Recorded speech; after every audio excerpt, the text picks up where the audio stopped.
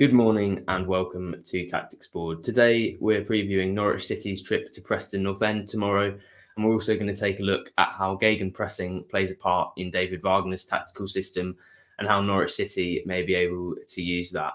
I've got a guest that I'm going to bring out in a few seconds to talk about that for 10 or 15 minutes, and then we're going to look at my predicted 11 for what I think Norwich City will put out on the pitch for Wagner's first Championship game, and I'm looking forward to seeing how they perform, as I'm sure a lot of you are. So I'm going to introduce Ollie Spencer, who is a football writer, tactics fanatic, I think it's fair to say. How are you, Ollie, to start off with? Yeah, I'm very well, thank you. Thanks for having me on. Good stuff. Yeah, pleasure to have you on. Obviously, we want to talk about Gegenpressing, which is something Norwich City fans are going to become very used to probably in the next few months. How would you describe it to anyone who perhaps, and I'm sure the amount of media coverage around it has probably given people a surface level knowledge, but if you scratch that surface a little bit, what is Gegenpressing to anybody who isn't totally sure? Yeah, well, I think you probably hear the phrase Gegenpressing quite a lot, and certainly have done over the last 10 years when it's really become quite fashionable again. But you don't necessarily know what it means, and it translates literally to Gegen is versus in German. So it's versus pressing, it's sort of counter pressing is all it is really. And it's just the idea, and it can be used both defensively and as an attacking output as well. It's the idea is that you're closing space, you're putting players around the opposition player on the ball, and it's a way of turning over the ball quickly and then attacking and scoring straight from there. And a key part of Gegenpressing is how quickly you react once you've lost the ball, right? Yeah, and you get pressing traps and pressing triggers in football. So traps are as it clues in the title you're setting a trap for the opposition to come into. So you might put a strike duo on the two centre backs and players around to the left back. So then they're sort of forcing the player wide to the right back who might be less comfortable with the ball, sort of setting a trap for him, and then you press the right back who's then uncomfortable and also then cornered as well. And with the trigger, it's often something like a loose touch or the ball being played behind the defenders, they're having to sort of turn around, and then players often swarm to that sort of vulnerable target. And like I say, from there can score directly and easily. Pressing, it's not a new thing necessarily. It was big with the USSR and Netherlands in 1960s and 1970s, but it's a much more sophisticated version of that. When previously players would swarm to the ball, leaving space in behind if they could find the passer, then through to score. But now it's all about organisation now, and make sure every man's covered. It's often a sort of man marking system as well, and you have to move as a team, press up the pitch, condense the space as a team. Organisation's key in that aspect. And the attacking virtues of Gegenpressing, I think, are well known. Jurgen Klopp has spoken about. I think there's that quote of a good Gegenpressing situation is better than any number 10. But I think the defensive aspects of it and the positives in that sense are maybe less spoken about. I think it's primarily a strategy to sort of prevent counterattacks, right? Because if you don't give the player on the ball 3 or 4 seconds to pick up their head and find a pass, then that's obviously they're unlikely to be able to launch that counter attack. That's something that's almost as key as the attacking sense, right? But it's not really spoken about that much. Absolutely, yeah. No, it's all about that. It's all about preventing the counter. It's countering the counter essentially. And with the rise of Gegenpressing in the last 10 years or so, it's actually the number of counterattacks in the Champions League has halved in the last 10 years, and that's very much down to this counter-pressing style that's been implemented recently. And it's definitely a way of stopping any danger from the opposition coming onto the defence. And earlier you used the word swarm. It's important to say Gegenpressing is something that everybody has to commit to, right? It's not, I think we've all played in Sunday League where you're sort of you're energetic and you've got drive to make something happen, and you go chasing the goalkeeper and they just slip the ball down the side of you because everybody else is on the halfway line. So it's important, isn't it, when Gegenpressing, that everybody does it together and that you're united as a team. Otherwise, it's easy to be picked off, right? Yeah, absolutely. If you've got one striker running around like a headless chicken, pressing the goalkeeper and then running out to the fullback, whatever it might be, not only is that striker then wasting energy, but also crucially they're then out of position, and that's then an issue, because the whole team, like you say, Pressing's all about spacing, and it's very collective. Has to be done as a team, and that's why you see it at the top level with good players and elite managers. But it's not easy to implement. It takes time to implement because it is all about the collective, and like I say earlier, very organised. And you mentioned that it takes time to implement and how complicated it is. I think that will be Norwich City fans' worry mainly, is that the goal still for them is promotion. They're currently 11th in the Championship, so they really do need to start picking up wins as soon as possible. Do you feel that Wagner's system and the importance of gegenpressing in that system perhaps makes that task and the instantaneous need to win games a little bit more difficult? I think it will be, yeah. I mean, I think with the fixture congestion, that's never ideal because you need time on the training ground to implement these ideas. We know Wagner is known for his high pressing style of football. There's obviously players that in the Norwich squad that were there under Farke who will be used to that, but plenty that are new to it, and it's not easy. I mean, as well as it taking time to implement and organise, it takes a lot of mental and physical drain on the body. You know, it's not easy for footballers just to quickly adapt to that and have this level of stamina that's required. It absolutely takes time. So if promotion's the target this season for Norwich, that may be hard, but I think over time and with them pre-season in the summer for Wagner, I think you'll very quickly see that his philosophy coming to fruition. And the concern for me when I look at that gegenpressing side is that this is a team not full of confidence. Obviously, you know, I've just spoken about the fact that they're 11th in the table. They've not had a good season at all by any measure so far.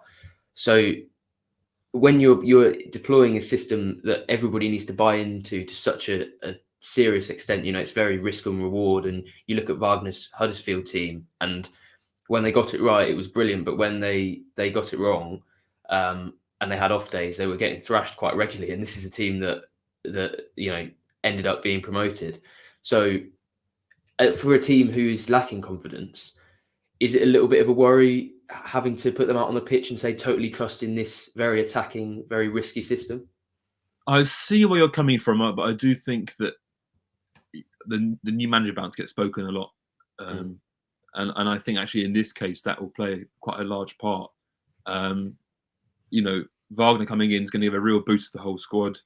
From what I've seen of him from his time at Huddersfield and Young Boys and now Norwich, he's incredibly charismatic. I think the squad are going to warm to him very quickly, and so I think there'll be an injection of energy and confidence just from his arrival alone. And one of the key players in that system will be Tamer Pukki, who, by all accounts, is a very intelligent presser. I think Daniel Farke actually praised him for that ability when he was in charge, but perhaps is losing that athleticism slightly given his age now. I think he's 32, and we probably don't see him harrying defenders now as much as we did before. How is it easy to get around that when you're trying to be part of a gegenpressing system? Is it easy to use your intelligence to perhaps mitigate any athletic worries you've got, or is it just going to be really, really difficult for somebody like Pukki to actually contribute to this system? Yeah, if I can draw a comparison to Spurs in the Premier League, this carries on quite nicely actually, because with Kane, Harry Kane used to be a really intelligent presser, but it still is still a very intelligent presser, but used to be a really high presser under Pochettino, who was obviously quite a well-renowned pressing manager. Yeah. Since then, they've moved with Mourinho and now Conte, who are less of pressing managers and more counter-attacking managers. And so now you see when you watch Spurs, when you watch Kane, he doesn't do anywhere near the amount of pressing he used to. Partly because of injuries as well. That's probably. And so he'll just occupy that sort of space between the back line and the midfield, and then the other players, the midfield, often one of the 2 or 3 midfielders playing will push up and they'll press as Kane would have done before. So there's definitely ways around it. I think the shape of the team then suffers overall, but it's definitely on the world, and you wouldn't want to lose Pukki just because of that.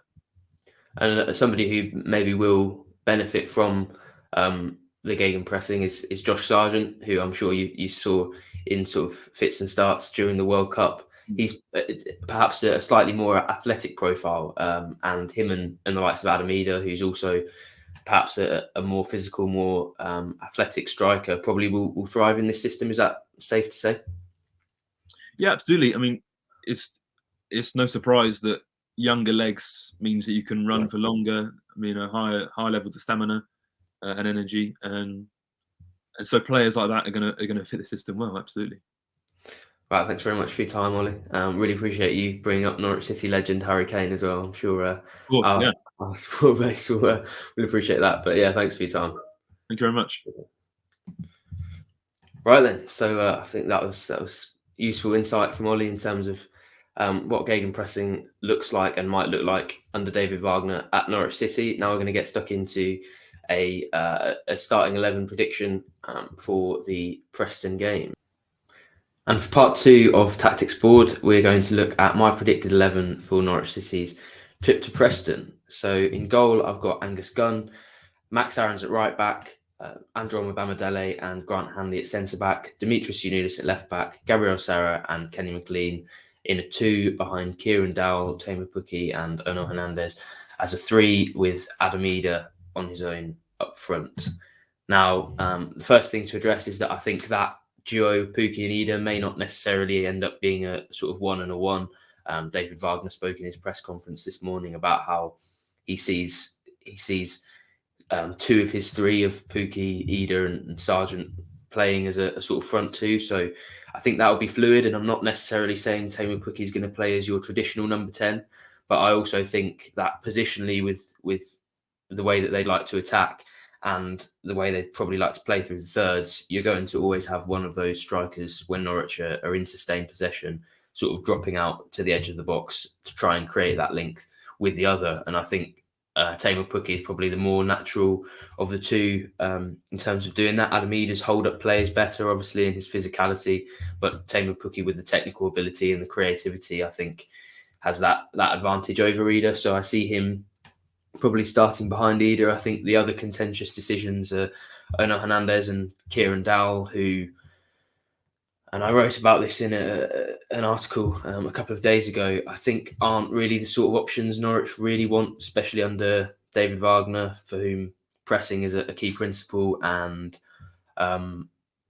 he probably wants those slightly more athletic players, and Hernandez fits that bill, but Kieran Dowell doesn't necessarily. And then you look at the technical quality and you wonder whether Hernandez really has that. And I think the exit of Aaron Ramsey, obviously he's gone back to Aston Villa after injury, and the prospective exit of Todd Cantwell, which is looking increasingly more likely with every day that passes. Wagner said in this press conference this morning that Cantwell isn't part of the plans going forward and he's free to leave. So they've now lost a good deal of their creative presence. Christos Scholis and Milo Rashica also can't come back in this window. So for the rest of the season, they're left with Hernandez, Dowell, Sinani, Tony Springett as their sort of frontline creative options, given John Rowe isn't expected back until sort of April time. So it's not much of an easy choice to put those 2 wingers into the team. Josh Sargent also isn't seen as a winger by David Wagner.